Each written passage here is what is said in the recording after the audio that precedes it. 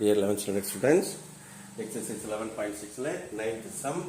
இப்போ இங்கே sin inverse x இருக்குது, இங்கே 1 root of 1 minus x square இருக்குது. இப்போ sin inverse x differentiation formulaல sin inverse x differentiate பண்ணாக்கா நமக்கு 1 by 1 minus root of 1 minus x square கிடைக்குது இல்லையா? அதனால இப்போ நம்ம சப்ஸ்டிடியூஷனை இதை வைக்க போகிறோம். நம்ம let t is equal to sin inverse of x.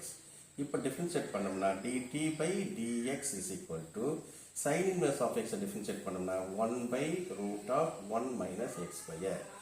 இப்போ dt is equal to dx by root of 1 minus x square. Okay, இப்போ பாருங்க dx by இந்த ஃபார்ம் ஃபுல்லாகவே சேர்ந்து இது ஃபுல்லாக சேர்ந்து நமக்கு dt ஆக்கிடும். Okay, therefore integration becomes I becomes இந்த நியூமரேட்டரில் இருக்கிறது வந்து d sin ஸ்கொயர் இருக்கிறதால வெறும் t ஆகிட்டு மீதி இருக்கிறது dt ஆகும். இது x பவர் n ஃபார்முலா இருக்கிறதால t square by 2 plus c. t வந்து sin ஸ்கொயர் பதில் வச்சிருக்கிறதுனால sin inverse of x whole square by 2 plus c அப்படின்னு சொல்லிட்டு முடிச்சுக்கலாம். Okay, thank you.